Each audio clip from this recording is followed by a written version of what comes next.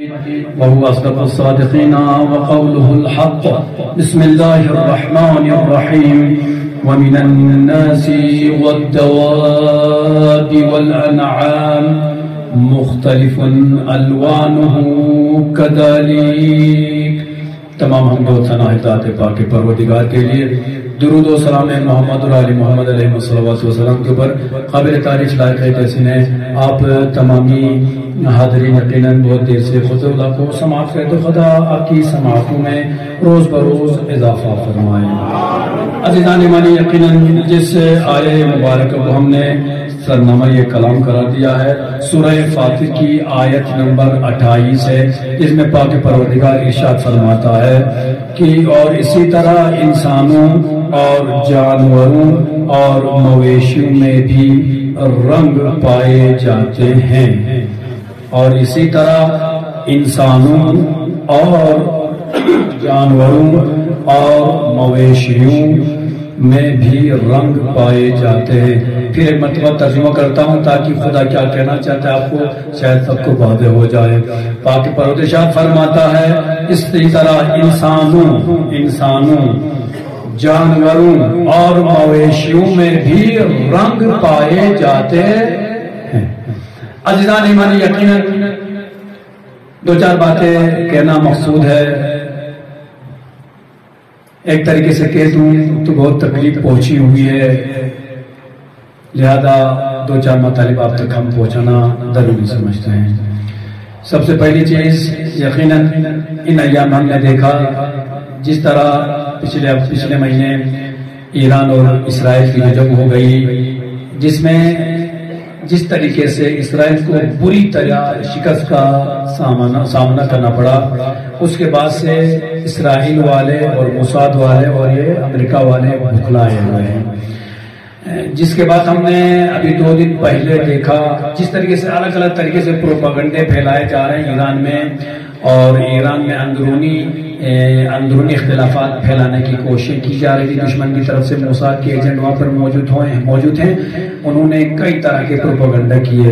اس میں سے جو موساد کے ایک حاکم کی طرف سے، ایک شخص کی طرف سے جو ٹویٹ آیا، جو پیغام آیا ہے، انہوں نے جو رہبر معظم کی شان میں گستاخی کی ہے، یقین وہ آپ سب نے سن لیا ہوگا.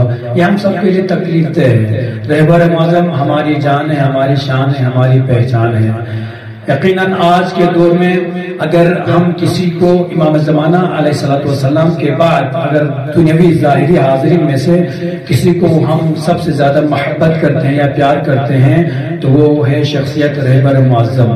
لہذا رہبر معظم کے لیے ہم مر مٹنے کے لیے تیار ہیں. وہ ہمارے اسلامک عظیم لیڈر ہونے کے ساتھ ساتھ ہمارے مجتہد ہیں اور رہبریت پر فائز ہیں. لہذا عزیزان گرامی، ایک بڑی ایسی شخصیت جس کے کروڑوں میں فالوورز ہیں اور شیعیان حیدر کرہ دنیا جس گوشے بستے ہیں، سب ان سے محبت کرتے ہیں. لیکن اس کے باوجود بھی اتنی بڑی شخصیت کی جو توہین کی گئی وہ ہمیں قابل برداشت نہیں ہے. لیکن اس کے باوجود بھی آپ نے دیکھا دنیا میں سناٹا چھا گیا. آج کسی چھوٹے آدمی کے خلاف پروپیگنڈا ہو جاتا ہے، اس کی توہین ہو جاتی ہے تو احتجاج ہو جاتا ہے، بہت کچھ ہو جاتا ہے. لیکن رہبر معظم کے خلاف توہین کی گئی اور کوئی آواز اٹھا نہیں پائے. دنیا کے دیگر ممالک سے کہیں سے آواز نہیں اٹھی. لہٰذا ہم جامع مسجد دارالتبلیغ دراز سے موساد کے ایجنٹوں اور امریکہ کے چیلوں اور اسرائیلیوں کی اس پروپیگنڈے پر اور اس بیان پر پرزور الفاظ میں مذمت کرتے ہیں، اور ساتھ میں یہ بھی کہنا چاہیں گے دوبارہ یہ ہمیں برداشت نہیں ہے، اس لیے کہ رہبر معظم ہمارے جان ہے. عزیزان گرامی، جس طریقے سے اس موساد کے ایجنٹ نے جو لکھا ہے کہا کہ رہبر معظم کی شخصیت کے بارے میں بتا دو، کہا کہ ایک ایسا گنگا شخص ہے جو نشے کی لت میں رہتا ہے، جو نشہ کرتے ہوئے سویا رہتا ہے. نعوذ باللہ. ایک ہمارے مرجع کے بارے میں، ہمارے ایک مجتہد کے بارے میں، ایک رہبر کے بارے میں ایسے الفاظ استعمال کرنا یہ ہمیں قابل برداشت نہیں ہے. ان کا یہ کہنا کہ وہ سوتے رہتے ہیں، نشیلی چیزیں استعمال کر کے سوئے رہتے ہیں.